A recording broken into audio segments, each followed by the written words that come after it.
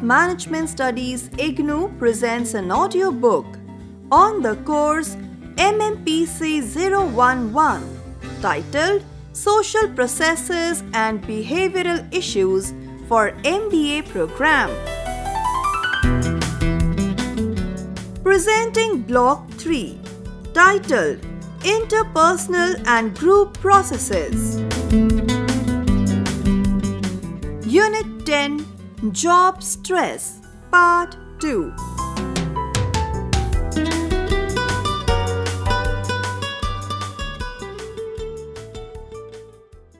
Coping with stress. Individuals and the organizations cannot remain in a continuous state of tension, even if a deliberate and conscious strategy is not utilized to deal with the stress. Some strategy is adopted. For example, the strategy may be to leave the conflicts and stress to take care of themselves. This is also a strategy, although the individual or the organizations may not be aware of this. This we call avoidance coping strategy. The word coping has mainly two meanings predominant in the literature. The term coping has been used to denote the way of dealing with stress or the effort to master conditions of harm, threat, or challenges when a routine or automatic response is not readily available. Two different approaches to the study of coping have been pursued by various investigators. On one hand, some have emphasized general coping traits, styles, or dispositions, while others have preferred to study active ongoing strategies in particular stress situation. Coping traits refer to a disposition to respond in a specific way in situations that are stressful. Coping traits are thus stable characteristics of the persons that transcend classes of situation. Coping style tends to imply a broader, more encompassing disposition. Trait and style are fundamentally similar ideas. Trait and style refer to a characteristic way of handling situations. They are stable tendencies from which a prediction is made about how the person will cope in some or all types of stressful encounters. A person's coping style or disposition is typically assessed by personality tests, not by actual observation of what the person says or does in a particular stress situation. The emphasis on process distinguishes the approach from most others, which are trait-oriented. Psychologists have identified two major ways in which people cope with stress. One way is that the person may decide to suffer or deny the experienced stress. This is passive approach. Or a person may decide to face the realities of experienced stress and clarify the problem through negotiations with other members. This is active approach. Coping can have effects on three kinds of outcoming: psychological, social, and physiological. From a psychological perspective, coping could affect psychological morale, emotional reaction, example, level of depression or anxiety, or the balance between positive trend and negative toned feelings, the incidence of psychiatric disorders, and even performance.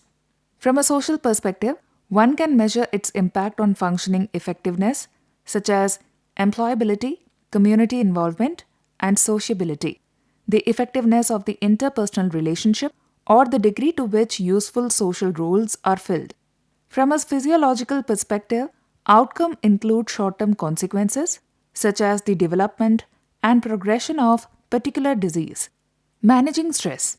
Each individual needs a moderate amount of stress to be alert and capable of functioning. Given that presence of more or less stress is inevitable, many researchers sought to find what could be one to counteract stress so as to prevent its negative consequences. Normally, coping is defined as an adaptive response to stress, a response intended to eliminate, ameliorate, or change the stress-producing factors, or intended to modify the individual's reaction to stressful situation in a beneficial way. There are basically two ways of managing stress. One, what an organization can do. What can an organization do to alleviate stress? Some proactive interventions are: A. Undertake a stress audit. B. Use scientific input. C. Check with the company doctor. D. Spread the message. Stress audit. Organizations have for almost a century now paid due attention to maintenance, creation, and updating of technology. We are only gradually emerging from the stage where machines are better cared for than men. A stage has now been reached when the significance of human resource has been recognized for productive and healthy functioning of the organization. When an organization decides to have a scientific peep into mental cum physical health status of its backbone group, executives, we call it a stress audit. Stress audit refers to the attempt organizations make to study, explore, and control the various types of stresses which the individual executives experience by virtue of their organizational membership. In setting up a stress audit in an organization, a distinction can be made among three categories of variables: casual stress variables, mediating variables, and end result variables. The data needed for the stress audit can be collected with the aid of questionnaires, clinical diagnostic interviews, and if possible, physical examination. Use scientific inputs. Disperse information on how to face stresses in the organization and outside. People derive immense benefits from knowing something about the fundamentals of stress responses, diabetics exercises, and meditation. Check with the company doctor. What can he or she do to help the employees cope with the identified stress? Several progressive public as well as private organizations depute their chief medical officers or consultants to attend stress management programs. They have added a valuable resource to fellow participants and to their organizations. Spread the message. The importance of regular habits of work, leisure, proper diet, exercise, and mental peace should be emphasized. Organizational strategies to prevent and manage stress. 1. Job redesign. Redesigning jobs is important so that employee needs are taken care of and some sources of stress are reduced. An increase in worker control with help in reducing stress organizational level. Most common is job decision latitude. Another benefit of job redesign is to reduce uncertainty and increase predictability at workplace. 2. Goal settings. This strategy is designed to enhance task motivation. It helps in focusing a person's attention and helps in channelizing energy into productive way. 2. What an individual can do. When individuals experience stress, they adopt ways of dealing with it. An individual cannot remain in a continual state of tension, so even if a deliberate and conscious strategy is not utilized to deal with stress, some strategy is adopted. We shall call this coping. The word coping has been used mainly in two meanings: in a general meaning of ways of dealing with stress, or the effort to master conditions of harm, threat, or challenge. We shall use the term coping in the first meaning, distinguishing with effective and ineffective coping. Parikh has suggested approach and avoidance strategies.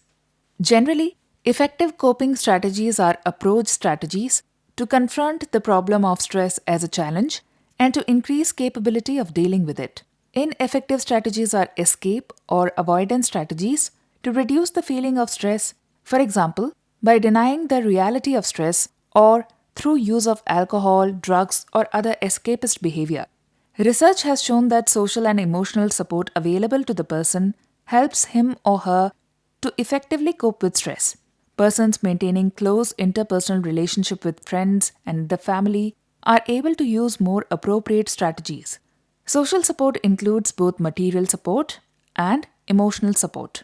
Studies have also shown that when one does not want support, if given, it may have negative consequences. Approach or effective strategies of coping include efforts to increase physical and mental preparedness for coping, creative diversion for emotional enrichment, strategies of dealing with the basic problems causing stress, and collaborative work to solve such problems. The various coping strategies or styles used in role stress have been studied, and the findings show that approach styles have strong relationship with internality, optimism, role efficacy, job satisfaction, and effective role behavior in organizations. Two contrasting approaches for some role stresses are illustrated as: let us take self-role distance. Many individuals who find a conflict between their self-concept and the role they occupy in an organization may either play that role in a routine way to earn their living, they take no interest in their role, and this is indicative of self-role distance. They have rejected the role. On the other hand, some other individuals may seriously occupy their roles and in due course of time completely forget their self-concept and play that role effectively but reject their self. Both these approaches are avoidance approaches. Dysfunctional. If an individual rejects the role, he or she is likely to be ineffective in the organization. However, if one rejects the self, one is likely to lose the effectiveness as an individual and it is likely to be bad for one's mental health. An approach or functional strategy of dealing with this stress is to attempt role integration. The individual may analyze the various aspects of the roles which are causing self-role distance and may begin to acquire skills if this may help one to bridge this gap or carry one's own self into the role by defining some aspects of the role according to his or her own strengths. In other words, an attempt both to grow into the role and make the role grow to use the special capabilities of the person would result in role integration where the individual gets the satisfaction of occupying a role which is nearer to one's self-concept. Such an integration is not easy to achieve, but with systematic effort, it is also not very difficult to attain. Similar is the case with role expectation conflict. When the various expectations from the role one occupies conflict with one another, role stress may develop. One way to deal with the stress is to eliminate those expectations from the role which are likely to conflict with other expectation. This is the process of role shrinkage, which is the act of pruning the role in such a way that some expectations can be given up. Role shrinkage may help to avoid the problem, but is a dysfunctional approach since the advantage of a larger role is lost. Instead of role shrinkage, if role linkages are established with other roles and the problem is solved by devising some new ways of achieving the conflicting expectation, the individual can experience both the process of growth as well as satisfaction. If, for example, a professor who is experiencing conflict between the expectation from the role, that of teaching students, doing research, and consulting with organization, may find that the stress is essentially that of personal inadequacy. The person may not have enough skills for doing research. Usually because of lack of relative skills, one may take recourse to role shrinkage. However, one way to deal with this problem is to develop role linkage with other colleagues who are good in research and work out an arrangement whereby research is not neglected. A better way of resolving the problems may be to find ways of doing things in a more non-traditional and productive way. Role stagnation is a common stress in organization. When individuals get into new roles as a result of their advancement in the organization or as a result of taking over more challenging roles, there may be a feeling of apprehension because the role is new and may require skills which is the role occupant may not have. In such a situation, a usual way is to continue to play the previous role about which the individual is sure and which one has been doing successfully. In many cases, this is the tragedy of the organizations that even after advancement, people at the top continue to play the role of the lower level manager. A foreman, for example, is due course may become general manager and still may continue to play the role of foreman with consequent frustrations to the new foreman and to others who expect him to devote the time to more productive aspects. In one organization, after several self-search sessions, it became clear to many persons at the senior management level that their tendency to have close supervision was really a tendency to continue to play their old roles. This is especially so if the individual role requires more new skills which have to be developed. For example, planning roles and the role of scanning the environment require altogether new skills. In the absence of such skills, the usual tendency is to fall back on the old, tried-out roles. This is role fixation and is an avoidance strategy. As it is necessary for an individual to grow out of this role as a boy into that of an adolescent and out of adolescence into adulthood, similarly, it is important for people to grow out of that old roles into new ones and face up the challenges. An approach and a more functional way to resolve this conflict is that of role transition. Role transition is the process by which a previous role, howsoever, successful and satisfying it may have been, is given up to take a new and more developed role. Role transition is helped by various processes, including anticipatory socialization, role clarity, substitute gratification, and transition procedure. In order to make role transition more effective, it is necessary to have anticipatory socialization, that is, preparation for the taking of the new role. This would also include delegation or responsibility and functions to people below one's own role, so that the person can be free to experiment and can take help in such experimentation from others. Such is a process of role transition. The usual approach to deal with this problem is either to assign the roles clearly so that a person is a husband or wife and or father or mother when one is at home, and an executive when one at one's office, or there may be role elimination, that is, accepting one role at the cost of the other role. In such a case, the individual taken recourse to rationalization. For example, an executive who neglects one's family at home and who in this process eliminates the role of father, mother, husband, or wife, rationalizes the process by thinking that one makes a unique contribution to the company and therefore can afford to neglect the family or earns enough for the family who should pay the price of losing the role in the family. Such rationalizations are part of the process of role elimination. These are avoidance strategies. A more functional approach to the problem is role negotiation. The process of role negotiation is the process of establishing mutuality of roles and getting necessary help to play the roles more effectively and giving help in turn to the other role. For example, an executive who is not able to find home for the family may sit down and negotiate with spouse and children on how best one can spend time meaningfully within the given constraints. One executive in the largest nationalized bank in India solved the problem by discussing with his family and working out an arrangement whereby he would give entire Sundays to the family and would not normally accept invitations to dine out unless both the wife and husband were invited.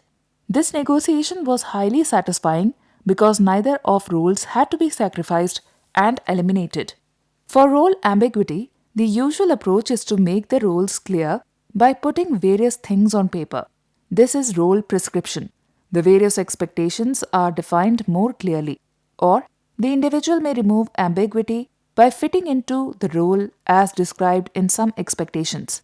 This is the process of role taking. Both are avoidance strategies. An approach strategy may be to seek clarification from various sources and to define the role in the light of such clarifications. In contrast with role taking, a more creative way is to define the role according to one's own strength and to take some steps in making the role more challenging. This is the process of role making.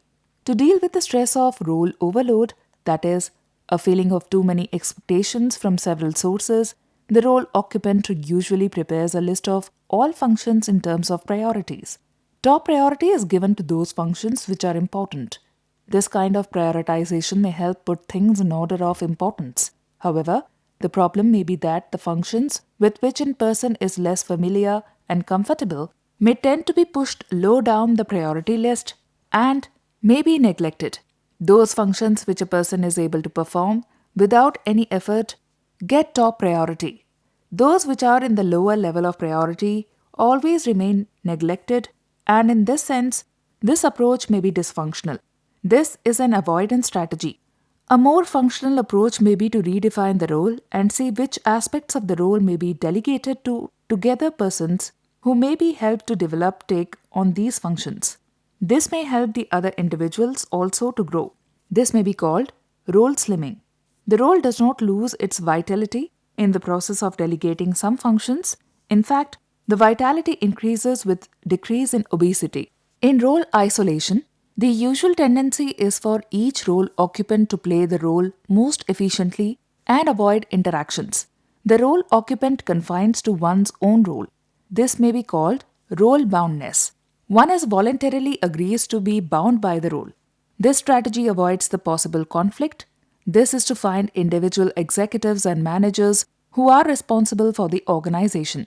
This is likely to be dysfunctional as it does not help the individual play the role in the larger interest of the organization. A better method and an approach strategy is role negotiation.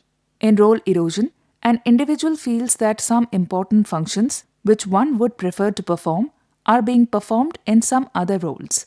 The usual reactions in such a situation is to fight for rights of the role and to insist on clarification of roles.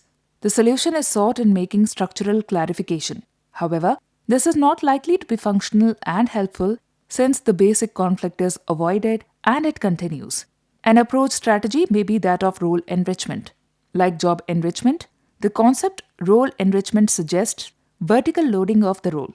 Role enrichment can be done by analyzing the role systematically and helping the individuals to see the various strengths in the role and the various challenges which the role contains, but which might not have been apparent to the individual when one performs it.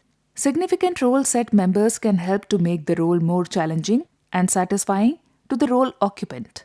In summary, effective management of stress involves directing stress for productive purpose, preparing role occupants to understand the nature of stress, helping role occupants to understand their strengths and usual styles, and equip them to develop approach strategies of coping with stress.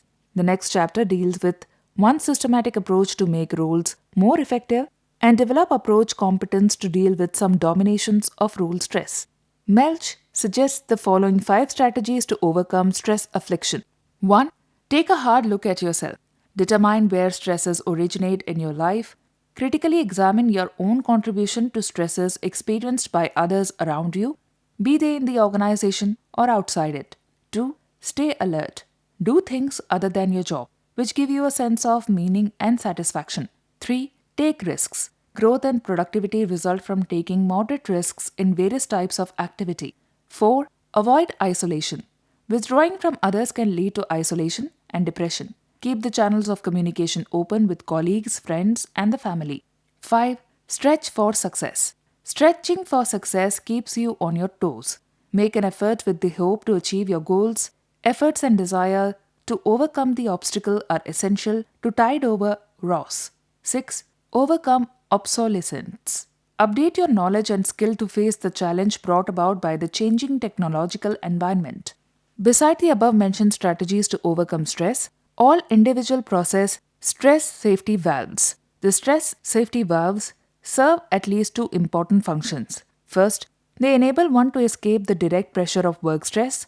One's instinctive stress response mobilizes one for a single escape strategy, vigorous physical fight. If an individual can develop effective stress safety valve, it is as if one is taking conscious control of this fight response. The second function of stress safety valves is to counteract the biochemical and psychological changes that occur when mobilized to deal with stress. One may or may not be aware of this buildup, but occurs nevertheless. It manifests itself in muscle tension. It shows up changes in body chemistry we can sometimes feel, as with a burning stomach, itchy eyes and skin, or dry mouth.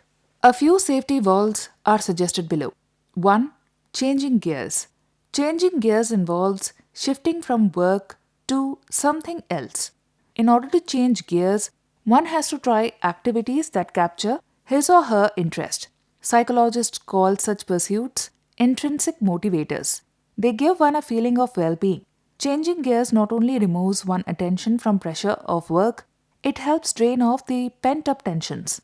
The pursuit of almost any non-work project or hobby can reduce stress. 2. Cut back on excessive hours.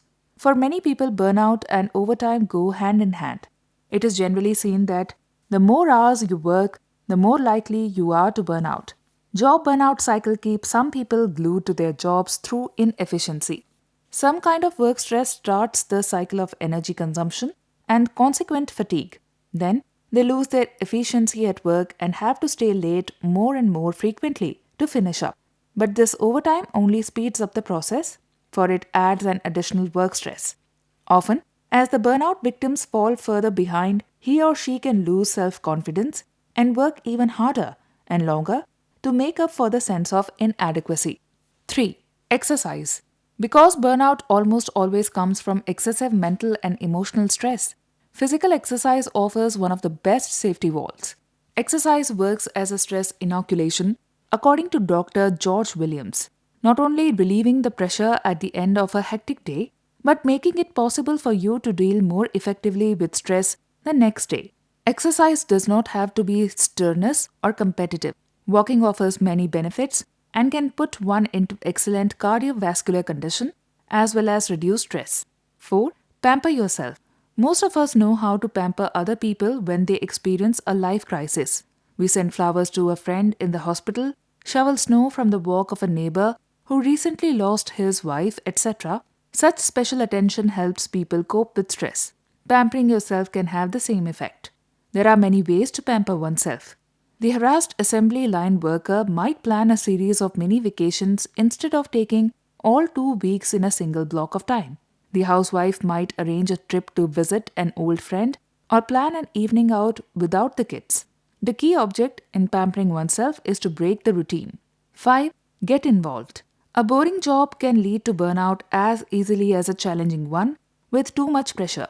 If an individual work does not use one skill, if it leaves him or her thinking that even a chimp could do this, then one may need to get involved. 6. Warm up slowly. One can often get control of a tense, pressured work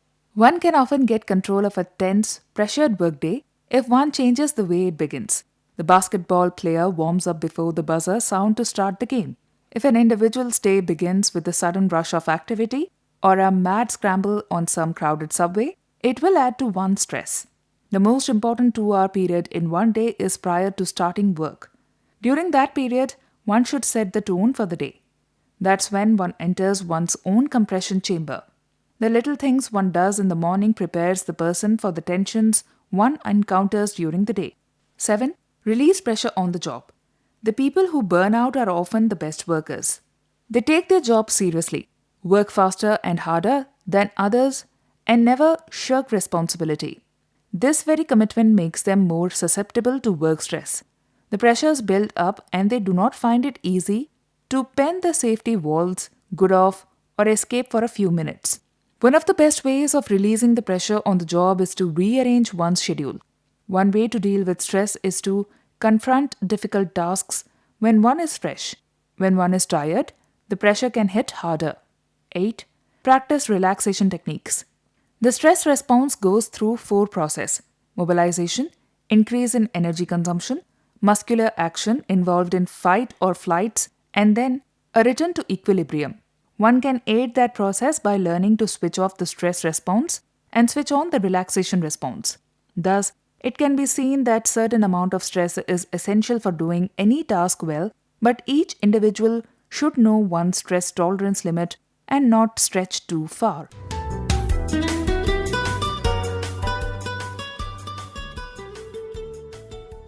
Summary.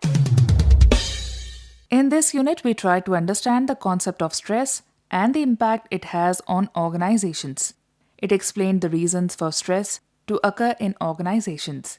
The unit also explained how organizations and individuals can deal with stress. Self-assessment questions. 1. Explain and differentiate eustress, distress, hypostress, and hyperstress. 2. What are various types of stress and explain how it affects an individual with examples. 3. Discuss stress management techniques. 4. Discuss the concepts of burnout and rust out. 5. What can organization do to overcome stress? 6. How can individuals deal with stress?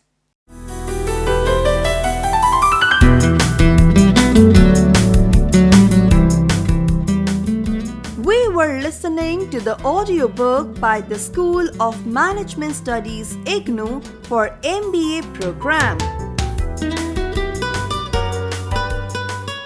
Course code Mmpc 011, titled Social Processes and Behavioral Issues. Course coordinator Professor Srilata. Voiceover by Renuka. Edited by Ashok Sharma. Program assisted by Tarannum Jaha. Program produced by Dr. Manoj Kumar Singh. This program was brought to you by Electronic Media Production Center of Indira Gandhi National Open University.